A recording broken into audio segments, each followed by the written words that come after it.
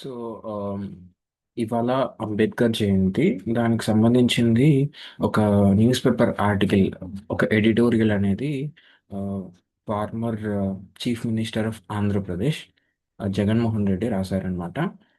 రీక్లెయిమింగ్ Ambedkar for a modern Andhra Pradesh అంటే ఆ, అంబేద్కర్ యొక్క స్పిరిట్, అంటే అంబేద్కర్ యొక్క భావజాలం అనేది ఆంధ్రప్రదేశ్కి ఎలా అప్లై చేశారు అనేది ఆ, జగన్మోహన్ రెడ్డి గారు దీంట్లో ఆ, ఈ యొక్క న్యూస్ పేపర్ ఆర్టికల్లో రాశారనమాట. అయితే ఫస్ట్ స్టార్టింగ్ నుంచి ఎండింగ్ ఏముంది, అంబేద్కరైట్ స్పిరిట్ అనేది ఎలా ఉంది అనేది దీనిలో డిస్కస్ చేశారు. మెయిన్ ఏంటంటే హౌ, అంటే హిస్టరీ అంటే స్టార్టింగ్ నుంచి పాస్ట్ నుంచి ఇప్పటి వరకు అయిన అన్ని థింగ్స్ని మనం హిస్టరీ అంటాం. హిస్టరీ ఏం చేస్తుంది అంటే పెద్ద పెద్ద నాయకులు అంటే పెద్ద పెద్ద టవరింగ్ ఫిగర్స్, ఇక్కడ ఒక వర్డ్ వాడారు, టవరింగ్ ఫిగర్స్. టవరింగ్ ఫిగర్స్ అంటే గొప్ప గొప్ప వాళ్ళని కూడా జస్ట్ ఒక సింబాలిక్ రిప్రజెంటేషన్ లాగా మార్చారు అని చెప్పేసి ఇక్కడ అంటున్నారు. ఓకే.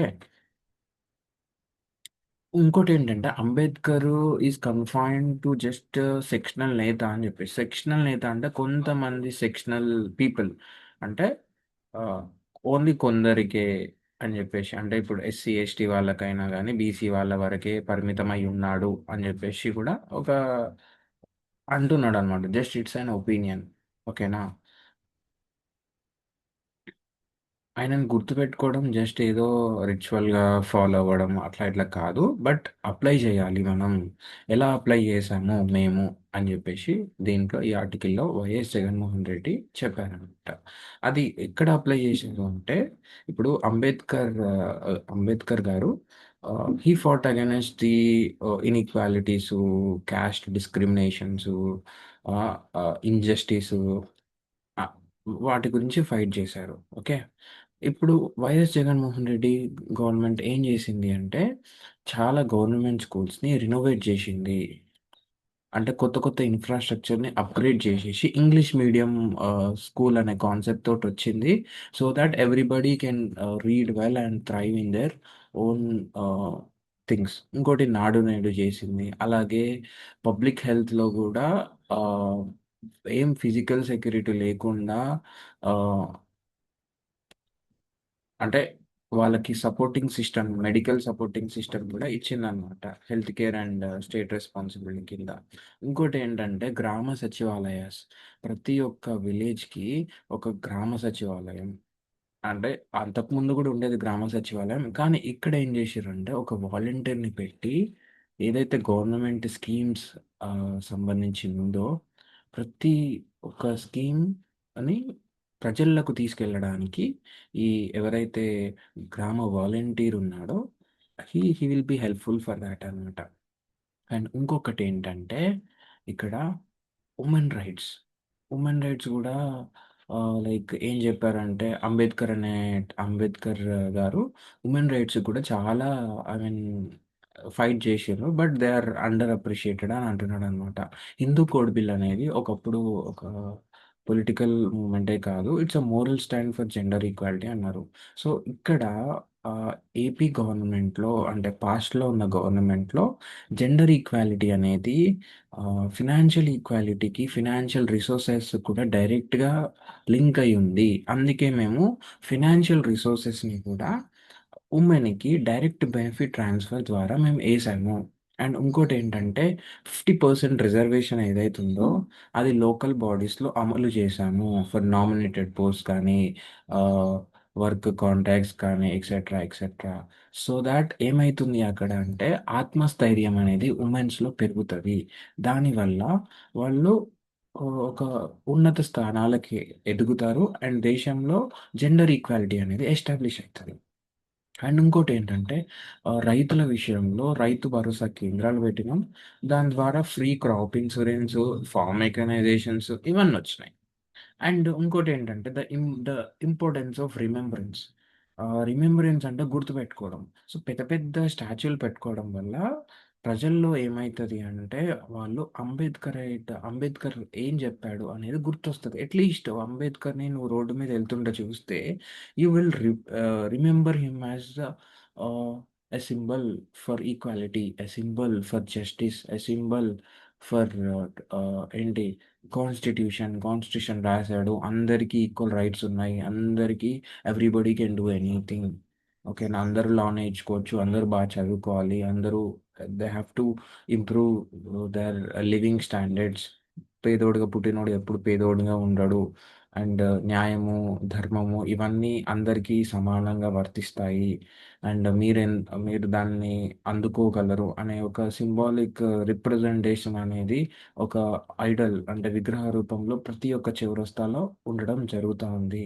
సో ఇక్కడ కూడా మనకి వైఎస్ఆర్ గవర్నమెంట్ ఆంధ్రప్రదేశ్లో ఉన్నప్పుడు ఒక 206 ఫీట్ దానికి ఒక స్టాచ్యూ ఆఫ్ సోషల్ జస్టిస్ అని పేరు పెట్టారు ఎట్ విజయవాడ స్మృతివనంలో.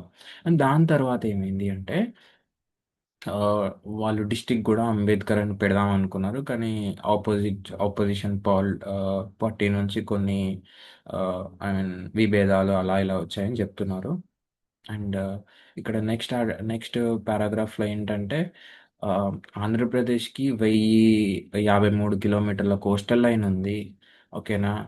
ఆ, అంటే వైఎస్ఆర్ గవర్నమెంట్ కూడా ఎఫర్ట్ చేసింది, అందరూ అంటే ఫిషింగ్ వాళ్ళు, fish landing centres, logistic infrastructure, so వీళ్ళందరూ కూడా ఉంటారు దాంట్లో. సో వాళ్ళందరినీ కూడా అప్లిఫ్ట్మెంట్ చేయొచ్చు అనేది కూడా ఒక కాన్సెప్ట్ ఉంది. యాంకర్డ్ ఇన్ ఇన్స్టిట్యూషన్స్ అంటే ఆ, అంబేద్కర్ యొక్క భావజాలం అనేది it's not about the person, not only personalities, but ఒక ఇన్స్టిట్యూషన్ మొత్తం ఇన్ లా ప్రతి ఒక్క గవర్నమెంట్ ఆఫీస్లో కూడా అప్లై చేయాల్సిన థింగ్ అని అనమాట.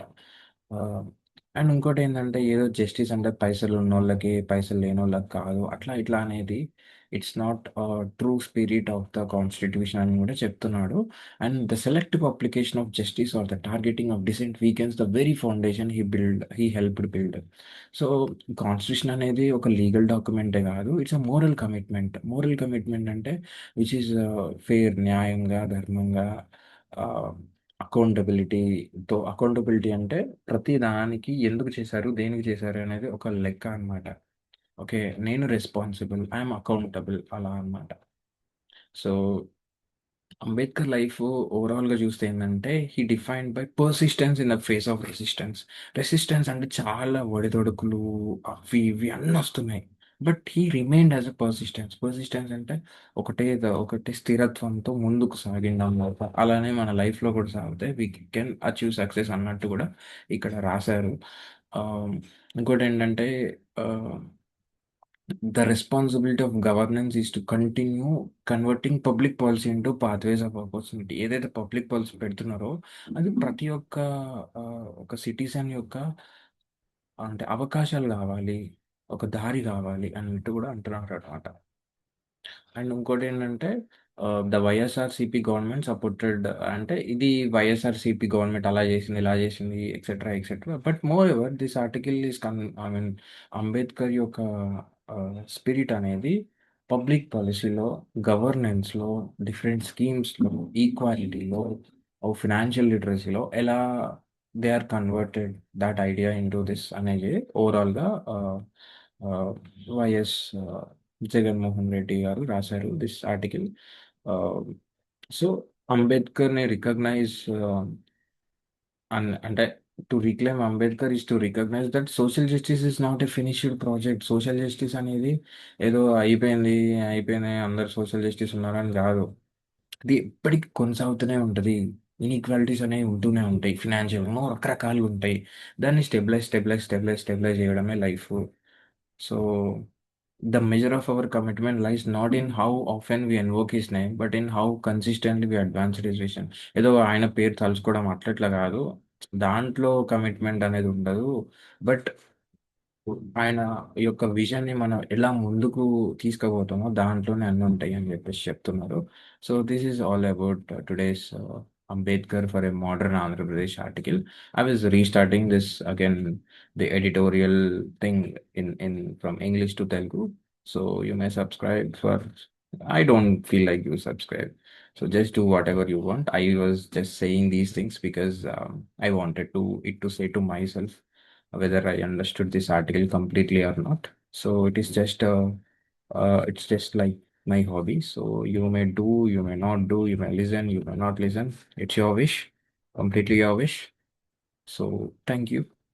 Have a good day.